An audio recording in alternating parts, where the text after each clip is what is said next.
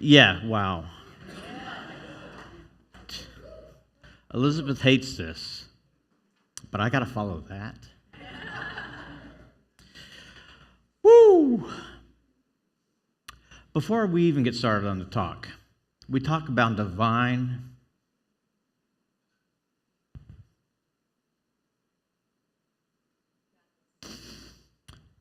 Just breathe. Divine right order. I, this relative self, the I am speaking of right now, had an idea about today. What songs I wanted to hear. What songs I thought were appropriate. And I went through almost every single Father song. And you know what I found? They were all depressing. My favorite song, growing up, Cats in the Cradle and the Silver Spoon. But I sat and I started listening to it, and I'm like, that's depressing. And then the next song, that's depressing. And I went, God, we got it bad, guys. Especially with today's environment and stuff like that, masculinity and stuff. Anyway, we'll talk about that later, but we're not going down that rabbit hole. I'm in my own rabbit hole. But going back to divine right order, I had an idea about what song I wanted to hear right there, and it couldn't be done. Weren't hitting the right notes, weren't feeling it, and at the very last moment, I'm talking at 9:15, brought back and punt. And that was the punt. That wasn't even on my to-do list. And divine right order had it played. That's what we're teaching here, people. That's what we're teaching. So, I became a granddad. That's Ryan, my oldest, or our oldest, with Amalia. And it's beautiful to see everything that's happening, seeing him become the young father. And so I was there helping him out, and he was out here this past weekend. And as soon as we had to change her, I went, oh, hell no. So, I got some work to do.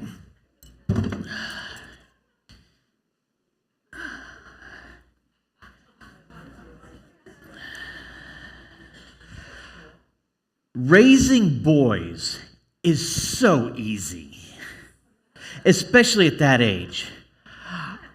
I worked 3 jobs, doing everything I could to make ends meet, come home, and change them, lifting up the little tushy there, wipe things down, everything like that. So we go into the bedroom, because I spent the night with him over here. We were at the tennis clubs or right over there. And the first time he sits there, I'm like, oh yeah, I've done this before. Hell, I did you, when I did Dylan, He drops that. Let me tell you what. I thought I knew there was a difference between boys and girls until you've got to wipe stuff. And I was like, oh, hell no. I'd rather change oil. There is a difference in the masculine and the feminine. And again, we'll get into that later. When it comes to this, at this age, this delicate state of being, these hands have been through so much.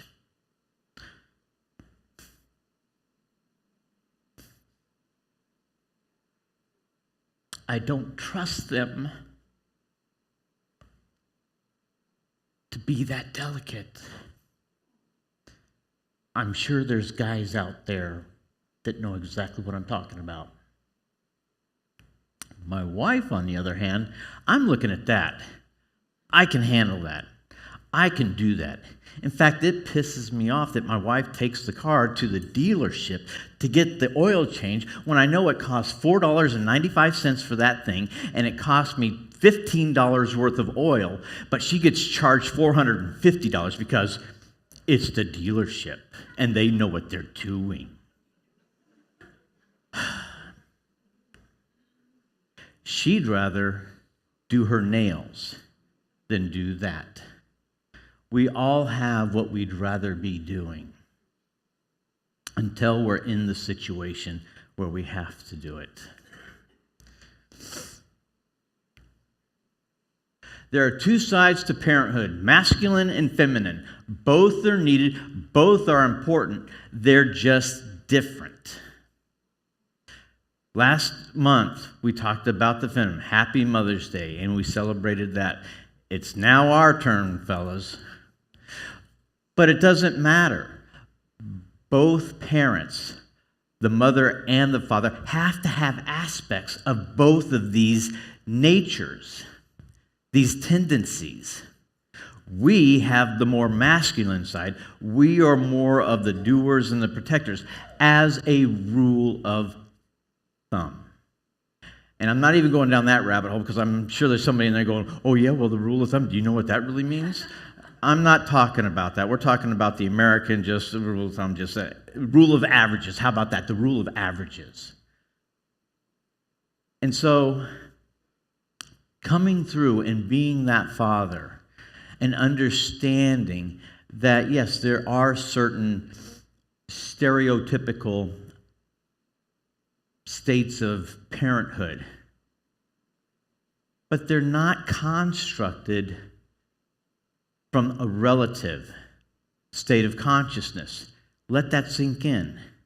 These are ideals that are part of our DNA from an absolute point of view, meaning God, Spirit. There is a divine nature in each of us. Yes, there's varying degrees. Like Dr. Joe talks about that power cable that goes from this end of the room to that end of the room on good and not so good. There's also masculine and feminine. And where do we hook on? There. Guys more hook on the masculine side. Ladies, more the feminine. But there's this whole area here in the middle where it's kind of blending. And that's okay. But to celebrate, no, it's masculine or feminine only or masculine only. You're missing the point of life. And that is that we, as the stewards of the next generation, need to protect and love the next generation. The females generally have the idea of loving, nurturing, kissing the boo-boo when the child falls down. Masculine, we're on the side of get back up, do it again, get back on the bike till you learn how to do it. Because why? Like it or not, everybody else is in their own worlds. Don't give a hoot about your feelings. So you need to be tough and strong. Again, has nothing to do with male or female. It's generally the father's idea to teach and how to be that masculine and to be tough and to be able to persevere. Now let's see how far off the track I got. Fatherhood is a universal process, whether you are protecting the next generation or the next idea. The formula is the same. And the reason why I stuck that in here is, yes, we're talking about fatherhood. But after giving out our prizes, fatherhood seems a little bit off, so we're past that. But yet, the next idea. Ideas don't come at any particular age. They come at any time. So how do you nurture that? From the masculine side, we need to protect it. We need to persevere. How many people say, no, that's not a good idea. You shouldn't be doing that. That's a bad idea. Yes, you can listen to them and you go, okay, yes, it is too much. Or you can persevere. Listen to that masculine side of yourself saying, that's nice, but that's not me. I know what I'm capable of. Why? Because you've been taught. You've either been taught through inspiration, through correct parenting as a child, or sometimes, and where I come from sometimes, I've learned how to be a correct parent because I was, from my vantage point, incorrectly disciplined on occasions. But from this philosophy standpoint, from standing up here, from taking classes, I realized it's all true. It's all God. It is all good. The good and the not so good. Why? Because I've learned what I want to emulate, or I've learned what I don't want to pass on. So it all has to be good.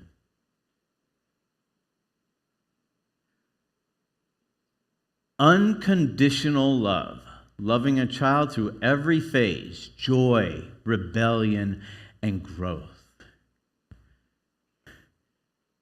Seeing your child fall into the ditch, even though you told them it was there. How many parents, how many fathers have seen that happen? Oh my gosh. And I just shake my head and go, where did I go wrong? But it's funny. I did the same exact thing. It's funny when a guy gets to be about 14, 15, he thinks his dad's a complete idiot. I know I did. Seriously. I thought I knew everything. I'm on top of the world. Until I skidded out and got in trouble. Luckily, I was smart enough not to get in too much trouble. There's no record.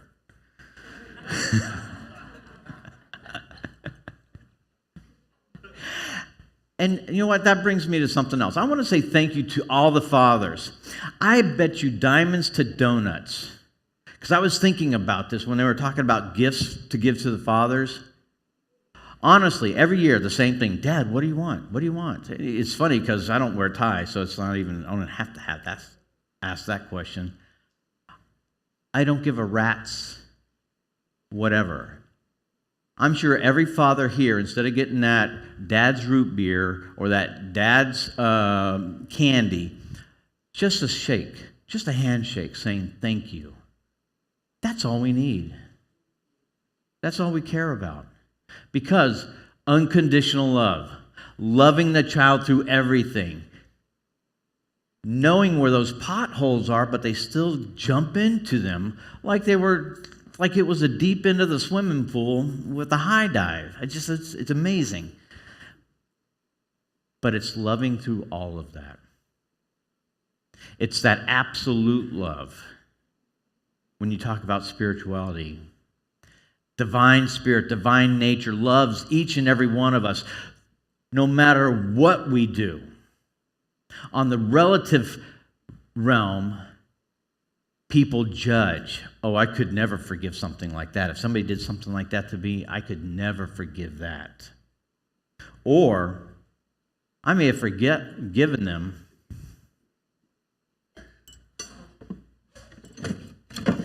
but I know where my axe is if I ever need it. You cannot control everything. Illness, choices, or the world we grow up in. Fatherhood often leads to surrender and trust in something greater than ourselves. There is light at the end of the tunnel. Even when we don't know for sure, we have the faith because we've been down that road before.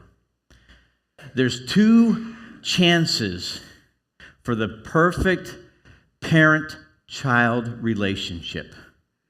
One, as we are the children, and we really don't have any control over how that goes. But the second most important relationship is when we are the adult. Because we've been through it. We've been down that road. We know where the potholes are from our previous parents. And yes, there's probably going to be potholes that we never knew of that we're going to hit as parents. But the point is, there is light at the end of the tunnel. There always is.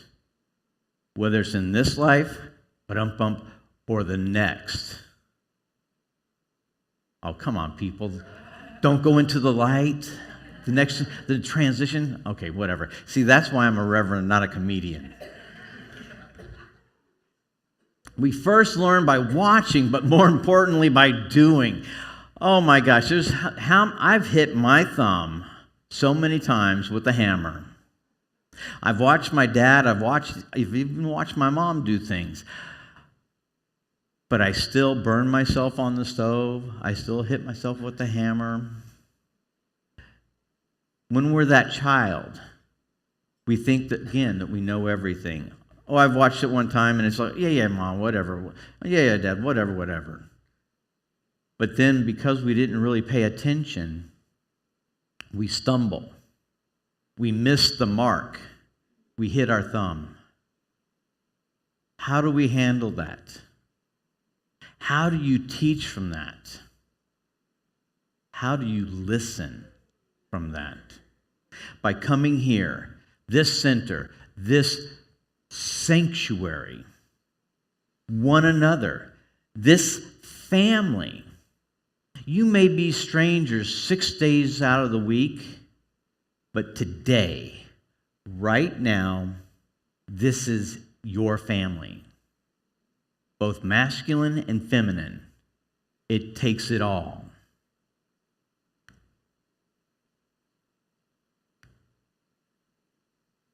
You're testing our patience. Oh, God, I love that one growing up. I knew I was doing it right if I could piss my dad off. But right to the point before I got the whooping. See, my mother had a tell. She'd suck as a poker player, but she had a tell. It'd be first, Billy, that's the first warning. Then it's William. Then it's William Francis. Then it's William Francis Conway. But if I heard William Francis Conway Jr., oh, all hell was going to break loose. Testing the patience. My son with his new daughter. The perfect curse any parent can give to their child. I hope you have kids just like you. Anyway, it's a lot of fun. But the masculine side, getting back on track, the masculine side, the protector, doing what needs to be done for the family, for the well-being, so that the next generation has something to look forward to. I busted my back when I was younger, and that's why we have kids at such a young age, because I could not bust my back at 59? I think I'm 59. I couldn't do that today, what I did back when I was 22.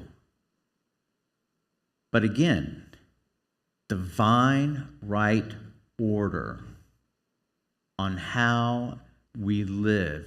Even from a subconscious level, you may be conscious of the relative, what's going on day to day. What are we doing today? What's going on this weekend? What flag's not being flown? All that sort of stuff. That's all relative. The absolute is, it's all perfect because it's all God. We're stuck in the relative. When we live from that absolute, that now is all that matters. Because what happened yesterday, can't do anything about. What happens in the future, you're worrying and wasting time and not focused on what there is to do right now. And that's why we're here this Sunday, this moment right now. That's why we listen to this music. That's why we have such great teachers.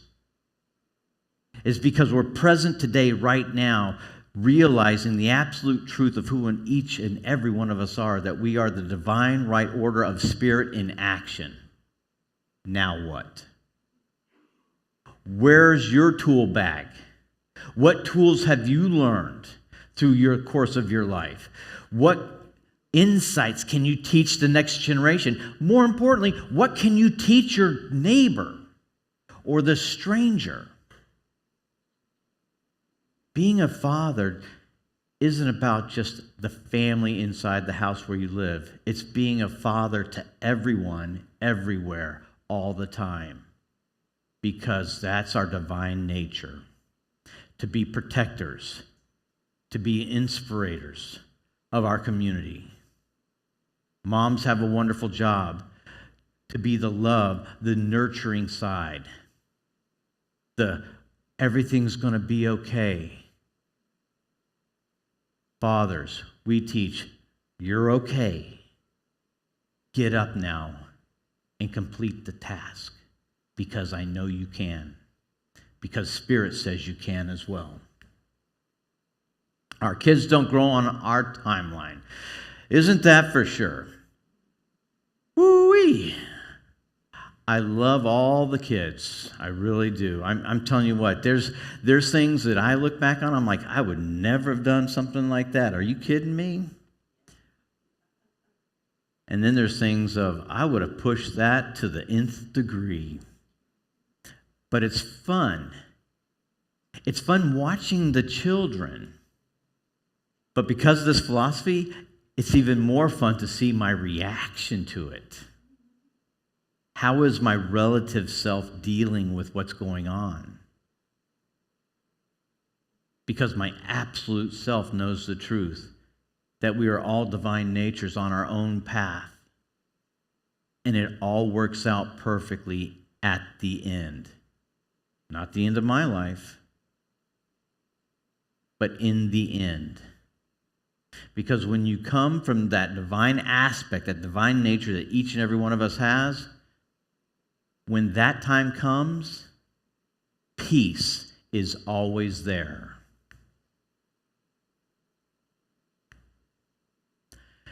Being present is important. On a spiritual level, demonstrate being present in the now. Just what I was talking about. Being present as a father is important. To be there, to go to the soccer games, to go to the baseball games. Hell, I was the type of parent where, 7 o'clock in the morning, I was roughing. At 4 o'clock, when all the games were done, we'd finish roughing and we would play the 18 to 19-year-olds in a pickup game with all the adults and the kids and the young adult kids and play soccer. Then when they got out of soccer and they got into high school, they started playing lacrosse. Well, I became a referee for lacrosse, which, let me tell you what, I wish I stayed in one spot my entire life, because that is a fun sport I could have had fun with. But being military, every 3 years, every couple of years, I was someplace else. Drop these friends, pick up new friends. Again, I could be woe is me and look at that and go, I can't make any friends. No, I look at that's great because I can pick up friends in a second. Whether it's talking to some stranger in a cashier line, I could be their best friend in that moment because I'm present in the now. There doesn't need to be a history. In fact, there is no history. There is no history. Our choices create our reality. So create them from love and be present. Be present with Spirit in your heart, and it all works out. Watching your child growing, laughing, learning can fill you with awe and gratitude. There are powerful states of being. These are powerful states of being which open up the heart. It's funny how loving that spouse or that significant other, there is a deep love. But when you see that baby in your arms, it truly is awe-inspiring. Never knew anything like that could possibly exist, but it does. And the most beautiful thing about it is, it doesn't have to wait for the baby to be in your arms, because that divine nature, that purity of love is always there. It's just been buried by years and years of relative living and calling what we think is real from the relative world, not realizing that each of us has our own divine path. And with that love and that divine nature, we can exceed any expectations that we might have had. I'm so glad